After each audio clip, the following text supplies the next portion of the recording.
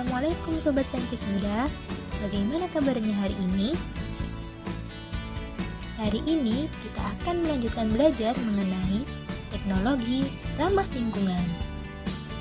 Pada materi sebelumnya kita sudah membahas mengenai perbedaan teknologi ramah lingkungan dan tidak ramah lingkungan, prinsip-prinsip teknologi ramah lingkungan, dan mekanisme kerja alat teknologi ramah lingkungan. Hari ini kita akan belajar mengenai penerapan teknologi ramah lingkungan di sekitar tempat tinggal dan dampaknya terhadap lingkungan.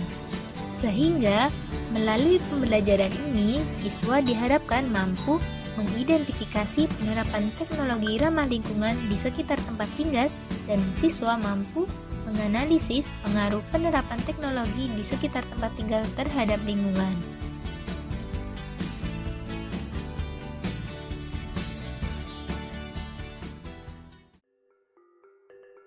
Tahukah kalian, 2000 lebih desa di Indonesia belum teraliri listrik sama sekali. Sedangkan 12.000 desa di Indonesia tidak teraliri listrik selama 24 jam, seperti di Papua, Papua Barat, Nusa Tenggara Barat, Nusa Tenggara Timur, Maluku, dan Maluku Utara. Sebagian besar pembangkit listrik di Indonesia menggunakan bahan bakar fosil, yang mana dapat menyebabkan polusi. Semakin banyak energi yang kita gunakan, maka semakin banyak pula batu bara yang kita gunakan untuk pembangkit energi listrik. Jadi, mari lebih bijak memanfaatkan energi listrik, karena mematikan listrik 1 jam di tanah Jawa dan Bali sama dengan 2 juta lebih rumah di Indonesia teraliri listrik selama 1 hari. Listrik seakan menjadi kebutuhan utama bagi manusia guna meningkatkan kesejahteraan hidup. Namun, keberadaan listrik yang ada di Indonesia belum merata hingga ke daerah terpencil. Oleh karena itu, Kementerian Riset dan Teknologi yang bekerja sama dengan LAPAN, Kementerian Kelautan dan Perikanan, Ewin Energi, dan pemerintah Kabupaten Bantul, serta Universitas Gadjah Mada mengembangkan teknologi pembangkit listrik tenaga hibrid di wilayah pesisir Pantai Baru, Dusun Ngentak, Desa Poncosari, Kabupaten Bantul, Daerah Istimewa Yogyakarta. Bantul adalah kabupaten yang terletak di sebelah selatan kota Yogyakarta, berdekatan langsung dengan Laut Selatan. Daerah ini mempunyai potensi sebagai kawasan wisata, terutama wisata pantainya.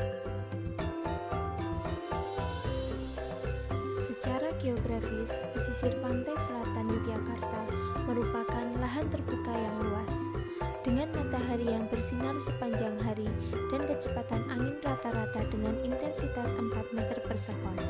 Kondisi tersebut menjadikan satu kriteria pemilihan lokasi pengembangan energi hibrid di daerah Pantai Baru Pandan Simo, Dusun Ngentak, Serandakan, Bantul dengan luas 18 hektar. Lokasi ini didukung oleh kondisi alam yang terbuka dan di sebelah selatan yang berhadapan langsung dengan Samudra Hindia.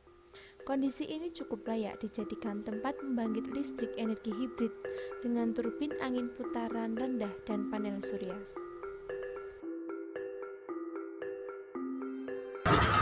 Namanya PLTH, pembangkit listrik tenaga hibrid. Nah, jadi pembangkit listrik tenaga hibrid tersebut adalah perpaduan. Sebutan hibrid adalah perpaduan atau campuran, minimal 2 atau lebih sumber energi listrik yang berbeda.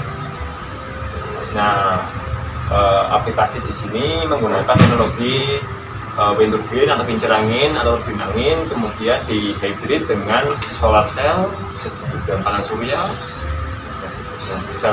sel fotovoltaik. Jadi ada 2 sumber yang di hybrid atau dicampur energinya. Nah, tergabung dalam sistem storage atau penyimpanan yang berupa baterai atau aki. PLTH Pantai Baru Pandan Simo dibangun pada tahun 2010, merupakan realisasi dari Sistem Inovasi Daerah atau SIDA yang diprakarsai oleh Kementerian Riset dan Teknologi.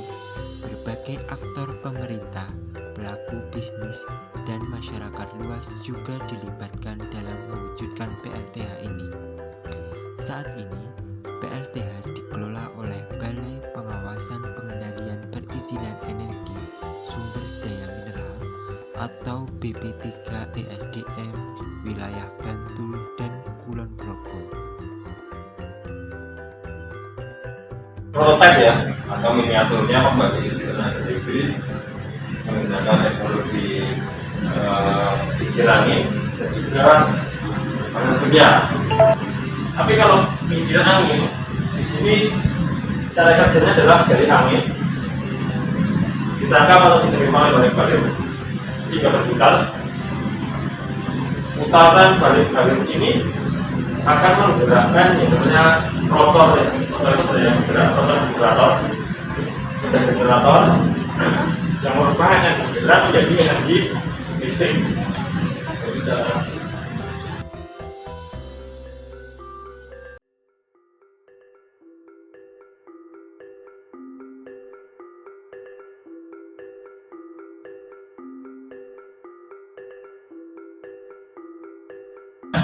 Tadi saya sudah menjelaskan kincir angin ya.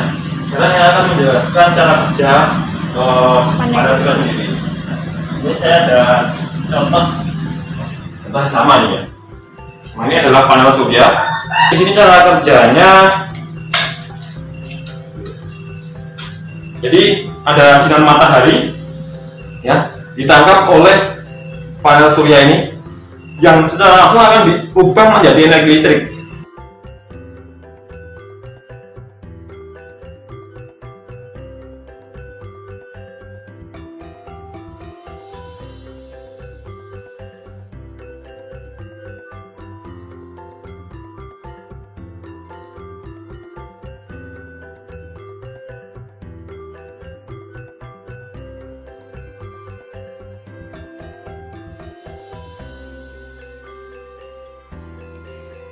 Berbagai contoh penerapan teknologi ramah lingkungan sudah diterapkan di Indonesia. Salah satunya adalah kincir angin yang ada di Pantai Baru, Serandakan, Bantul, Yogyakarta. Kincir angin ini dapat dimanfaatkan untuk teknologi ramah lingkungan karena angin dapat dimanfaatkan sebagai alternatif sumber energi pengganti bahan bakar fosil. Energi angin dapat dimanfaatkan untuk menggerakkan baling-baling atau kincir yang kemudian menghasilkan jenis energi lain, seperti energi listrik untuk berbagai keperluan. Sistem kincir angin adalah merupakan sumber energi ramah lingkungan yang tidak menyebabkan polusi udara. Tentu hal ini berbeda dengan energi listrik yang dihasilkan oleh bahan bakar non terbarukan yang memberikan dampak bagi atmosfer. Selain digunakan sebagai pembangkit listrik, kincir angin dimanfaatkan untuk memompa air dari dalam tanah sehingga air tersebut dapat dimanfaatkan untuk sistem irigasi perkebunan-perkebunan masyarakat yang ada di pesisir Pantai Baru, Serandakan, Bantul, Yogyakarta. Di antaranya ada tanaman tomat, tanaman jeruk, tanaman terong, tanaman jagung, tanaman kacang panjang, dan masih banyak lagi. Prinsip dasar teknologi panel surya sebenarnya sudah dijumpai dalam kehidupan sehari-hari oleh masyarakat Indonesia. Prinsip kerja panel surya yaitu dengan cara memfokuskan energi panas matahari ke satu titik saja. Jika panas matahari dapat dikumpulkan, maka energi panas matahari dapat pula diubah menjadi energi listrik. Seperti pada panel surya yang diterapkan di pesisir Pantai Baru, Serandakan, Bantul, Yogyakarta. Cara kerja dari panel surya adalah komponen pertama yang harus dibutuhkan adalah panel surya yang berfungsi untuk mengubah sinar matahari menjadi listrik. Kedua, ada controller yang berfungsi sebagai pengontrol dan memutuskan sumber energi mana yang akan digunakan oleh sistem. Yang ketiga, ada baterai yang digunakan untuk menyimpan kelebihan trik agar bisa digunakan nanti di malam hari ketika panel surya tidak beroperasi. Yang keempat, adanya inverter yang berfungsi untuk mengubah arus DC atau arus searah menjadi arus bolak-balik atau AC yang digunakan di sebagian besar peralatan rumah tangga.